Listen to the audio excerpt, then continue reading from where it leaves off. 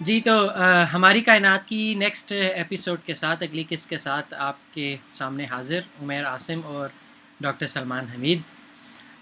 اس دفعہ ہم نے ہماری کائنات کی اس ایپیسوڈ میں ایک چینج کی کہ ہم نے اس ایپیسوڈ کو سب سوالات کی نظر رکھا، اور کچھ سوالات پوچھنے کے لیے میں نے فیس بک پہ لوگوں سے ریکویسٹ بھیجی۔ اب بہت سارے سوالات موصول ہونا شروع ہو گئے، مجھے ٹیکسٹ میسیج پہ بہت سارے سوالات ریسیو ہوئے۔ تو اب ظاہر ہے کہ سارے سوالات نہیں ڈاکٹر سلمان حمید سے ہم نے پوچھنے، وہ شام تک بیٹھے رہیں گے وہاں پہ جواب دیتے رہیں گے۔ تو کچھ ایک سوالات ہم نے سلیکٹ کیے، جو میں نے سلیکٹ کیے، اور اس نظر سے کہ مختلف ٹاپکس کو ہم ایک دفعہ گو تھرو کر لیں۔ السلام علیکم ڈاکٹر سلمان، کیسے ہیں آپ؟ السلام علیکم، کیا حال چال؟ بالکل ٹھیک ٹھاک۔ آپ کی طبیعت اب بہتر ہے؟ تھوڑی سی بہتر ہے، مگر میں کافی پھر بھی میں پی رہا ہوں تو معذرت۔ نہیں کوئی بات نہیں، ضرور پئیے ضرور پئیے۔ تو ڈاکٹر صاحب، پہلا ہمارا جو سوال ہے وہ لاہور سے ہے، روشان بخاری نے پوچھا۔ انہوں نے یہ پوچھا کہ ہم نے پچھلے ایپیسوڈز میں اس کا ذکر کیا تھا، آپ نے بتایا تھا کہ ایکزو پلانٹس میں اسپیشلی کہ جب ستارے بنتے ہیں تو وہ ایک سولر نیبولا ہوتا ہے اور جس سے ستارے فارم ہوتے ہیں۔ تو انہوں نے یہ پوچھا کہ اگر ہر ستارہ ایک پروٹو پلانیٹری ڈسک سے بنتا ہے تو پھر تو ہر ستارے کے پاس باہر اتنا میٹیریل ہے کہ وہ پلانٹس بنا سکتا ہے، تو ہر ستارے کے پاس پلانٹس کیوں نہیں ہیں پھر؟ ہاں، تو یہ بڑا اچھا سوال ہے۔ تو یہ بات بالکل صحیح ہے کہ جب ستارے بنتے ہیں تو وہ جو پروسیس ہے بننے کا، کیونکہ وہ گیس کلاؤڈ سے بنتے ہیں تو مٹیریل بہت سارا موجود ہے۔ زیادہ تر مٹیریل جو ہے وہ جو اپنے ستارے کے اندر ہے اس میں جائے گا، مگر سارا مٹیریل اس کے اندر نہیں جاتا۔ تو کچھ مٹیریل تو ہمیشہ اس کے برابر میں ہوگا ہی، اور نارملی وہ جو مٹیریل ہے وہ ایک ڈسک کی شیپ میں بن جائے گا۔ ٹھیک ہے، تو پروٹو پلانیٹری ڈسک تقریباً انلیس کہ یہ کوئی ایسی جگہ ہے جہاں پر مٹیریل زیادہ موجود ہی نہیں یا کوئی انیوژول چیز ہوگی، اگر پلوٹو پلانیٹری ڈسک نہ بنے، یہ بہت انیوژول چیز ہوگی۔ ٹھیک ہے، تو یہ اسمپشن بالکل صحیح ہے کہ ہر ستارے کے ساتھ پروٹو پلانیٹری ڈسک ہوگی۔ تو اب دوسرا سوال یہ ہے کہ اگر پروٹو پلانیٹری ڈسک ہوگی تو پلانٹس بنیں گے کہ نہیں بنیں گے؟ ٹھیک ہے، جس وجہ سے اسٹرانومرز کا ہمیشہ سے خیال تھا کہ پلانٹس جو ہیں وہ ہماری گیلیکسی میں اور ہمارے یونیورس میں کامن ہیں، اس کی وجہ ایگزیکٹلی یہی تھی، کیونکہ کہ اگر پلوٹو پلانیٹری ڈسک ہے تو وہ جو مٹیریل ہے، اگر وہ کافی سارا مٹیریل ہے تو وہ گریوٹی کے ذریعے جو ہے کولیس ہوگا، اور وہ اگر زیادہ مٹیریل ہے تو وہ راؤنڈ شیپ میں ہو جائے گا، کم مٹیریل ہے تو وہ مختلف شیپس لے گا، ایسٹرائڈس کی، کامٹس کی یا مختلف چیزوں کی۔ تو لائکلیہڈ کہ زیادہ پلانٹس ہوں گے، I think Hare solar system کے ساتھ پلانٹ کی اسمپشن جو ہے وہ کافی سیف ہے۔ لیکن اس میں ایک دو چیزیں اور رہ جاتی ہیں۔ کبھی کبھار جو ہیں پلانٹس جو ہیں وہ ایجیکٹ ہو جاتے ہیں سولر سسٹم سے، ٹھیک ہے۔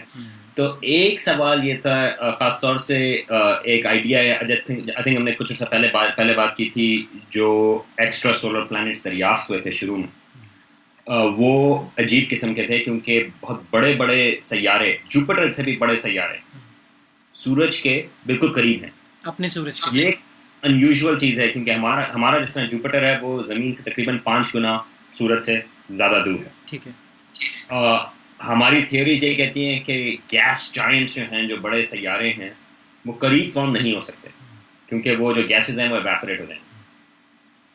اچھا، پھر جب یہ اس طرح کے نظام شمسی ملنا شروع ہوئے جس میں بڑے سیارے جوپیٹر سے بھی بڑے اپنے سورج کے قریب ہیں، تو سوال یہ پیدا ہوا کہ وہ بنے کس طرح؟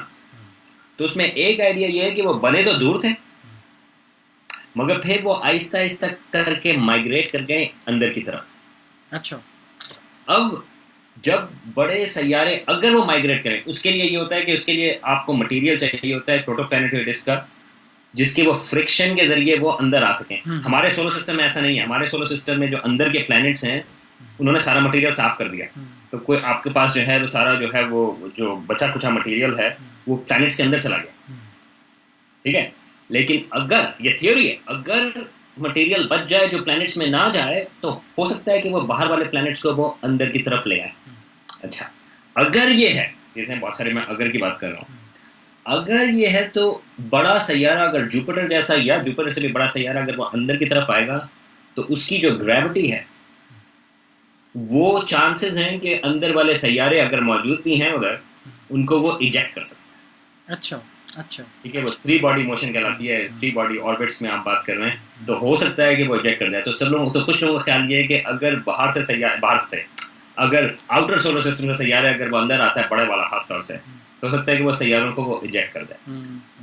تو ایک اور سوال اس حساب سے ہوتا ہے کہ اگر سیارے بن بھی جائے تو سوال یہ ہے کہ وہ سولر سسٹم میں رہیں گے یا نہیں رہیں گے، یا اس قسم کی چیزوں سے وہ ایجیکٹ ہو جائیں گے. لیکن آئی تھنک بیسک اسمپشن وہ ایبسلیوٹلی کریکٹ ہے کہ پروٹو پلانیٹری ڈیز تقریباً ہر ستارے کے ساتھ موجود ہے.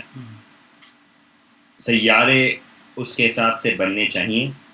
اوکیجنلی ایسی چیزیں ہوں گی جس طرح ہمارے اپنے سولر سسٹم میں ہے ایسٹرائڈ بیلٹ، جو کہ جوپیٹر کی گریوٹی کی وجہ سے وہ بن نہیں سکتے، وہ کولس نہیں ہو سکتے، وہ پتھر کے پتھر رہ گئے، وہ بڑا پلانٹ نہیں بنا. مگر again that's an انیوژول thing.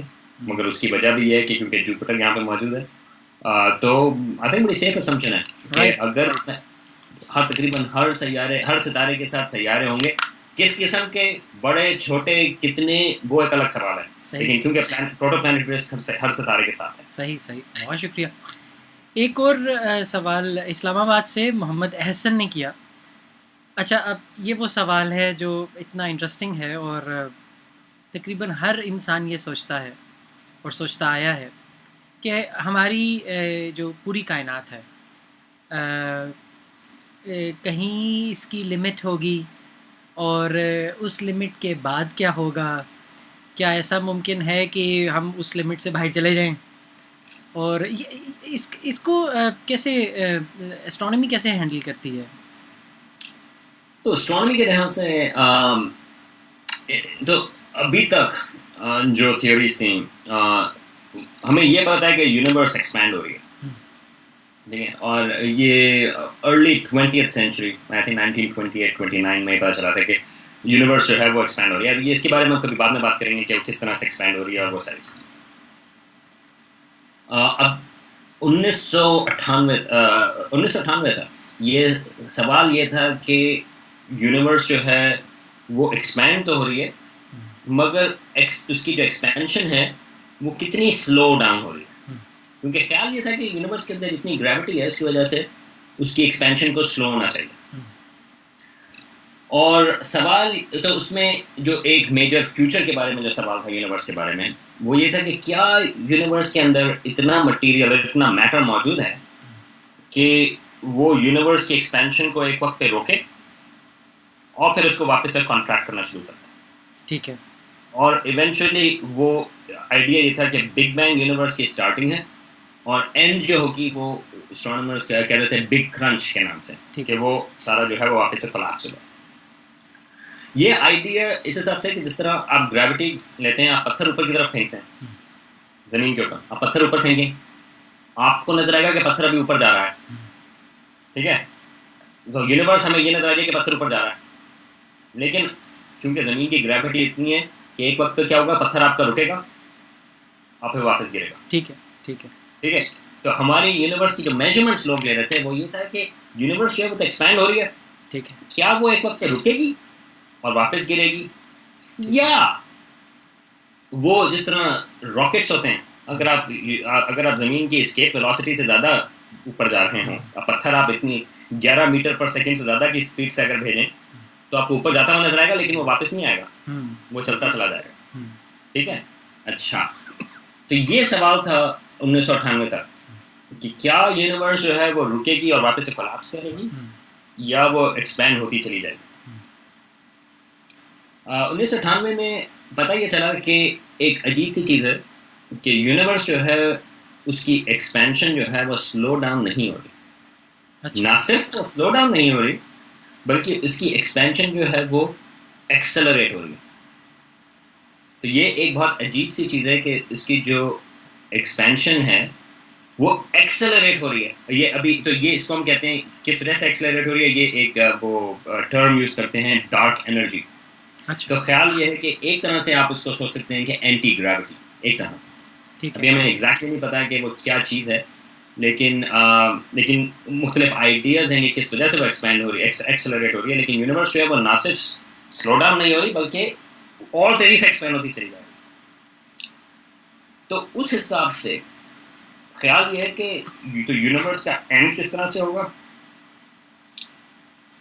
Universe ہمیشہ ایکسپینڈ ہوتی چلی جائے گی کیونکہ یونیورس میں اتنی گریوٹی نہیں ہے کہ وہ اس کو روک سکے. تو سوال یہ آتا ہے, اب اس میں یہ سوال ہے کہ یونیورس کا اینڈ کس طرح سے ہوگا.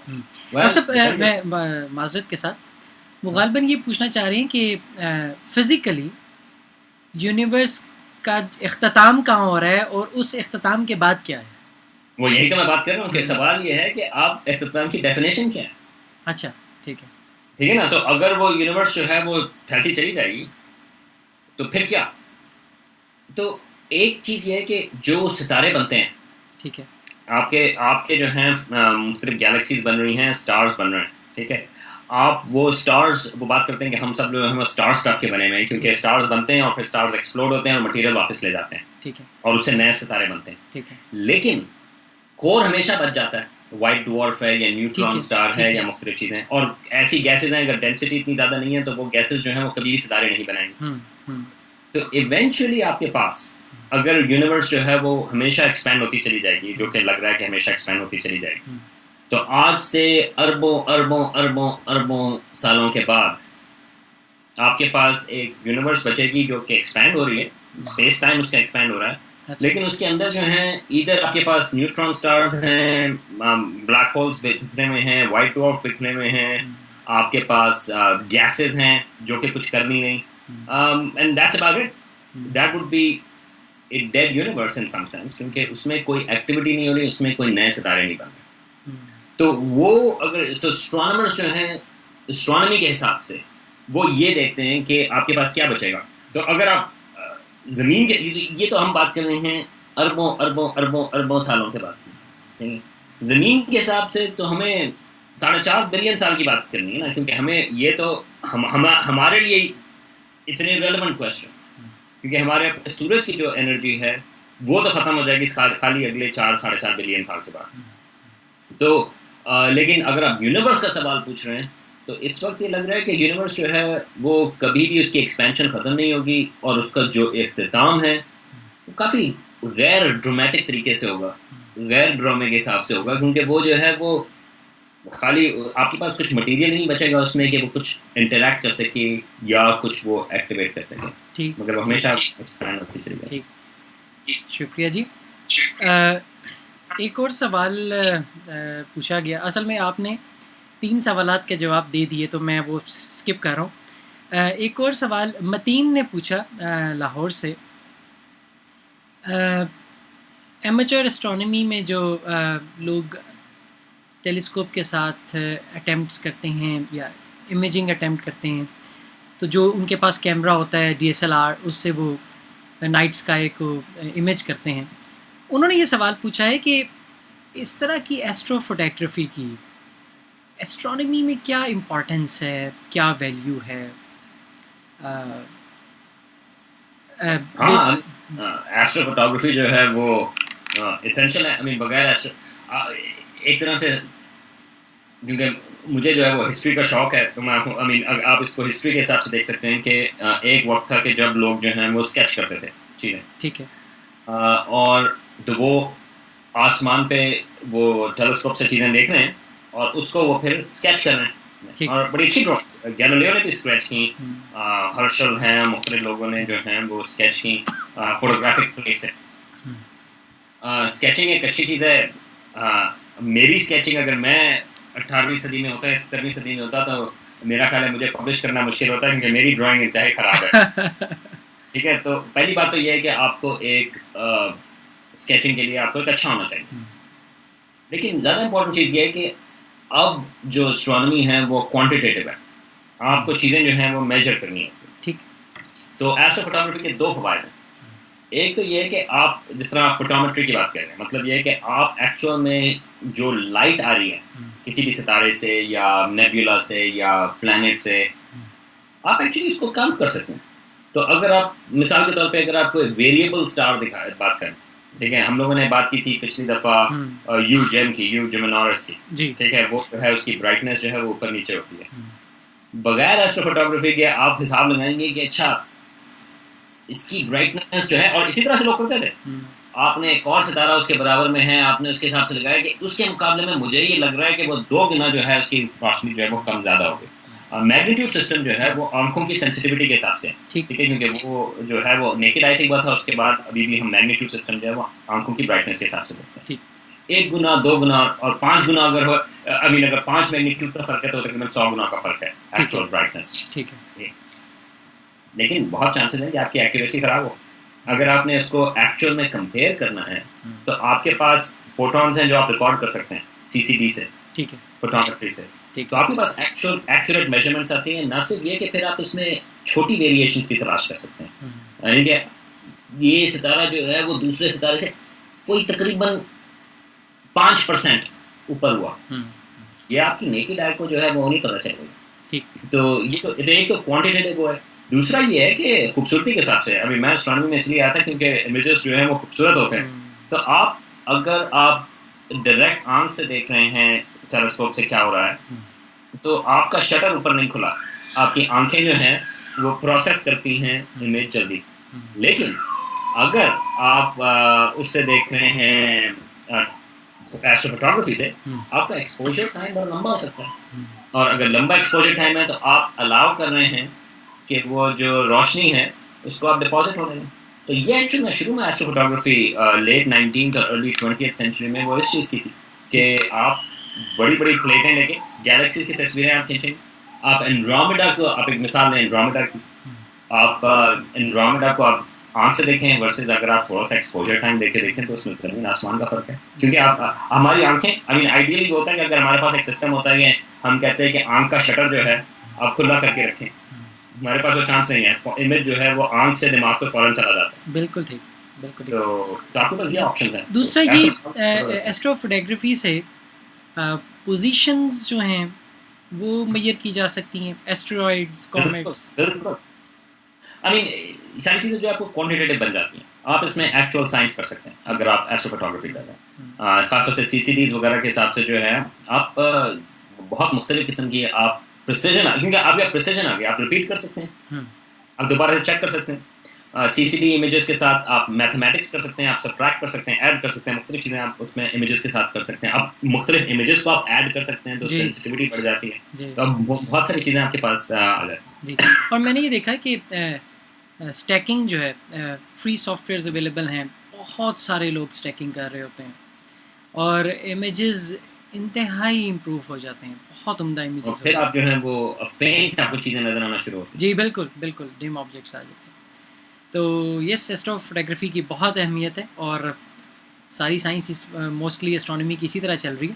ایک اور سوال جمال خان ہیں پشاور سے، انہوں نے پوچھا ہے، انہوں نے یہ پوچھا ہے کہ یہ جو ایک کہا جاتا ہے کہ پہلے ہم یہ یقین کرتے تھے کہ زمین کائنات کا، آسمان کا مرکز ہے اور سارا آسمان، سیارے سب زمین کے ارد گرد گھومتے ہیں اور ہم ساکن ہیں.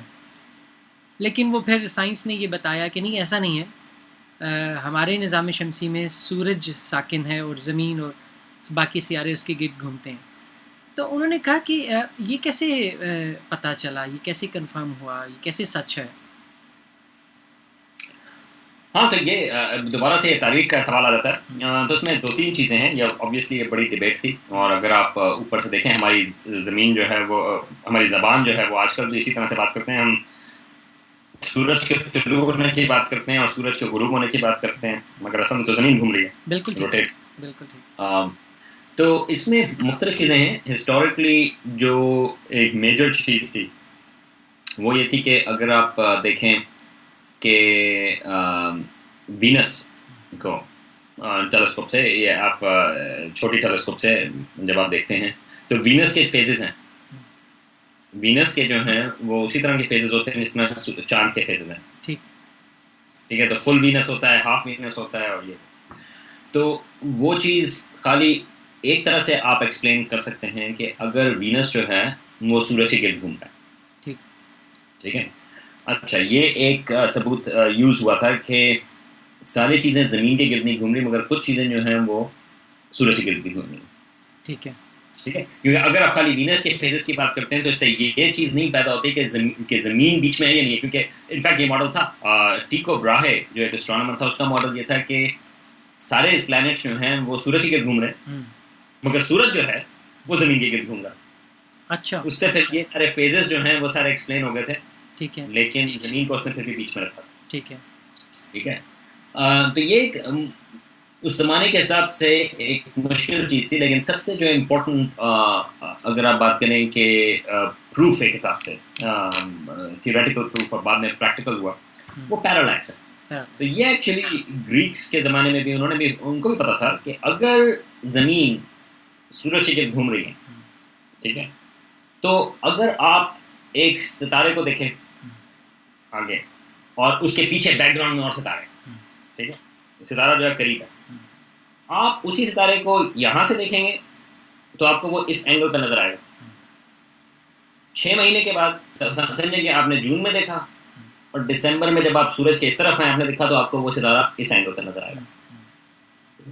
تو انہوں نے ایکچولی ٹرائی کرنے کی کوشش کی تھی انہوں نے, اور یہ تو بات ہے 5ویں صدی BC کی, کہ اگر زمین گھوم رہی ہے سورج کی گرد تو اور اس کو ہم پیرالیکس کہتے ہیں, یہ ہماری آنکھوں پہ ہم یوں کر کے آنکھیں کریں تو آپ اپنے انگلی کو آپ کر سکتے ہیں, انگلی قریب ہو تو آپ کو انگلی زیادہ موو کرتی ہوئی نظر آئے گی, اگر آپ آنکھیں کھلی بند کریں اور اگر آپ دور کر دیں تو انگلی کم گھومے پھرے گی. صحیح.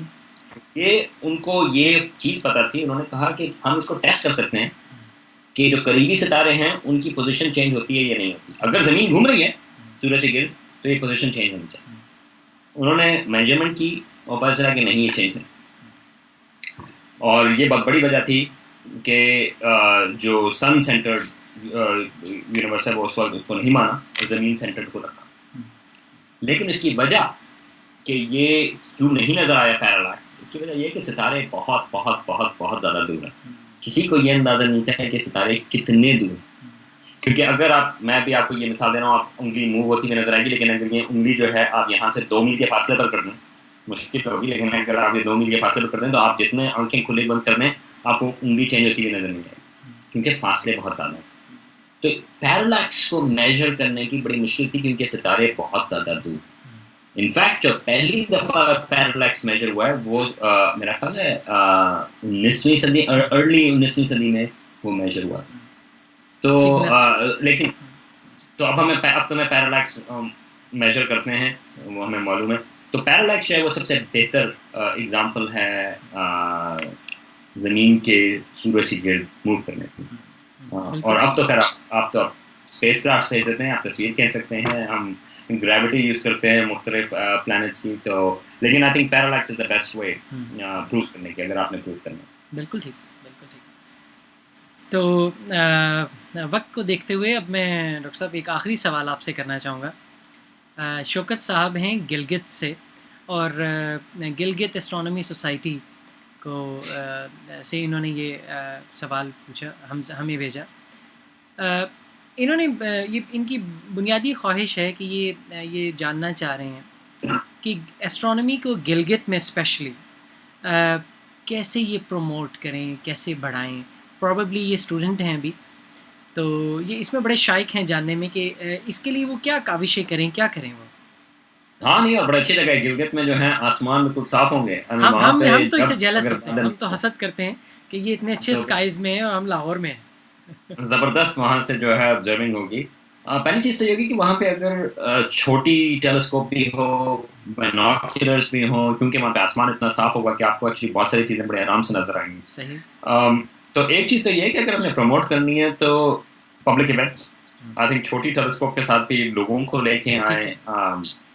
ایک کنیکشن آپ کو تھوڑا سا باہر لے جاتا ہے.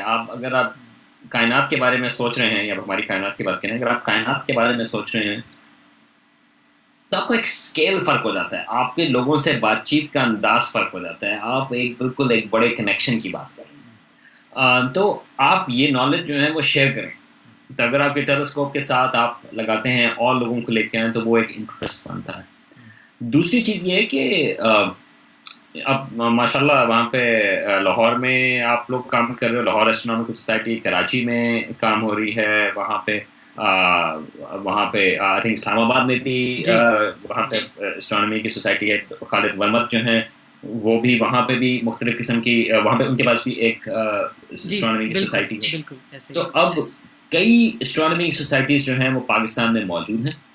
تو اگر آپ گلگت میں ہیں، آپ کنیکٹ کر کے رکھیں، کانٹیکٹ کر کے رکھیں. ایونچولی ایک اچھی چیز یہ ہوگی کہ اگر ایک ویب سائٹ ہے جو ساری جو پاکستان کی اسٹرونامی کی سوسائٹیز ہیں ان کو وہ کمبائن کر سکیں.